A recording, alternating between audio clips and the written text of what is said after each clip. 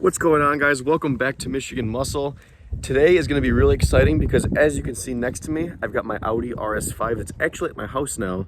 The car is completely titled, completely registered, it's completely finished, and I'm going to show you guys how it turned out. Before I do that, though, the car is filthy, so I'm going to take it to a car wash, and then I'm going to give you a full walk around. So hang on one second.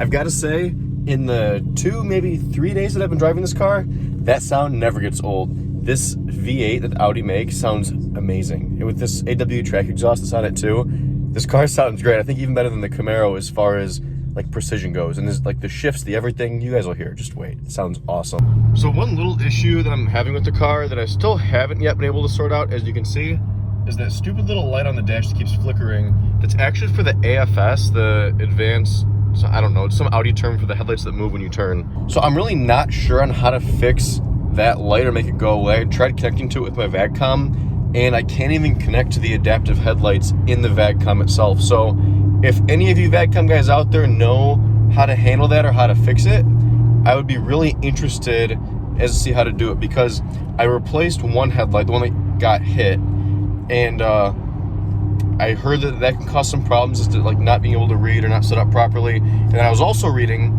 that it's possible for the cables to, or the wires behind the headlight for that motor system to actually break. It's really common, and that can be an issue too. So I haven't looked into that part yet, which I probably should. But if anyone else has any other info on what it could be, go ahead, comment below. Let me know your thoughts, because again, I'm new to this whole Audi thing and I'm really unfamiliar with it. So if anybody has had this experience previously, let me know. I don't know if you guys can hear it, but freaking sounds awesome. Hands down, this exhaust on the car is easily my favorite thing about it. It sounds so good. Like, let's see, hang on.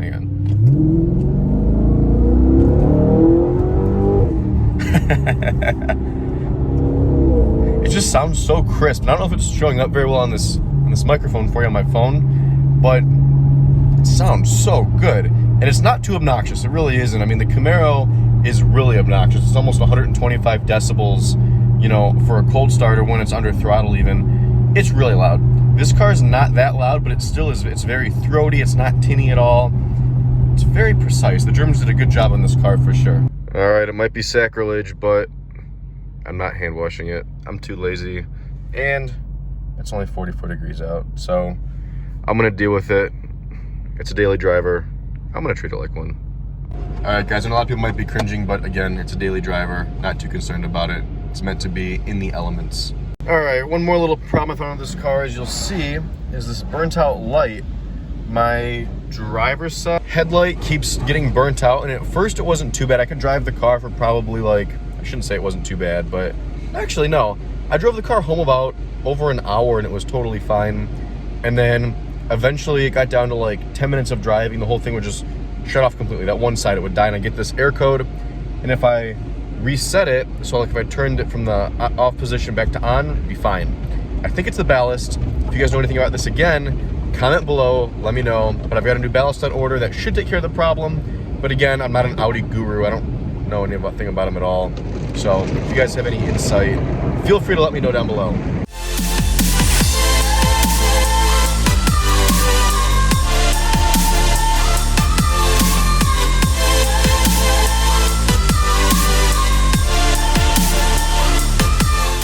All right, guys, here she is in all of her glory. As you can see, it turned out pretty good. The only one issue that I'm having with the car that maybe you can tell, and not from this angle, is that the metallics didn't lay perfect. I don't know if you can see it. There's too much sun. Maybe you can see it, maybe you can't, I don't know. The right angle, it looks perfect. Other angles, it doesn't. And there's two reasons for that. The first is that on this car, it's the RS5, so this fender, I don't know if you can even tell, sticks out a little further, so it creates this optical illusion shadow.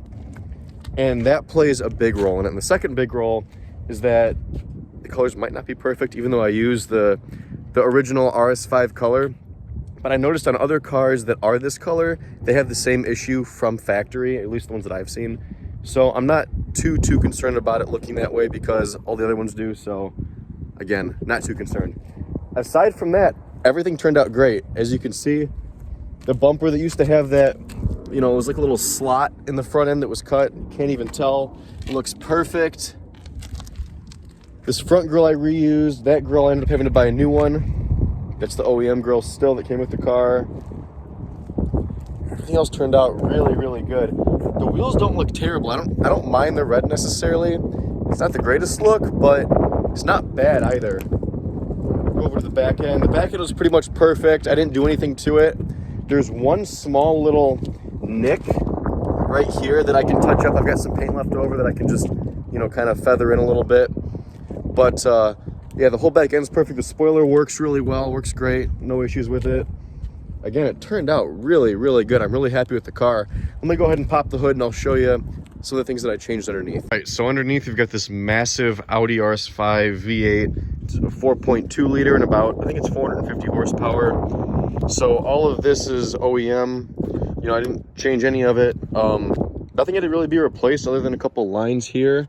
The core support, and then, you know, the frame obviously, which that was taken care of. This headlight was replaced along with all the brackets underneath. Same thing with this headlight was capped. I was able to reuse it, but I had to replace all the brackets on there as well. This hood was replaced, like I said, new hood latch. New hood latch here as well. That was pretty much it. It could use an underhood detail, but that aside, it's pretty clean. Okay guys, and finally my absolute favorite thing about this car is the exhaust. Check that out. That's the AWE touring or track. I think it's the AWE track exhaust, they said. Exhaust. That sounds really good. Let's see if we'll give it some gas. Sounds really good. It's aggressive as hell. I think it complements the car really nicely as far as, you know, luxury goes, performance, and then just overall daily driving. It sounds really good. I'm really, really happy about it. All right, guys, so that's it for this video and for this build. If you liked seeing this, which I had a lot of fun doing, this is my first one other than my IROC that I restored. Comment below, let me know your thoughts, if I should do another car like this, if I should sell this one, if I should get rid of the Camaro, things I could do better in the future for it. Let me know your overall opinions. Like I said, I want to know everything. Thanks for watching. Be sure to subscribe to see future comment. And as always, we'll see you guys next time.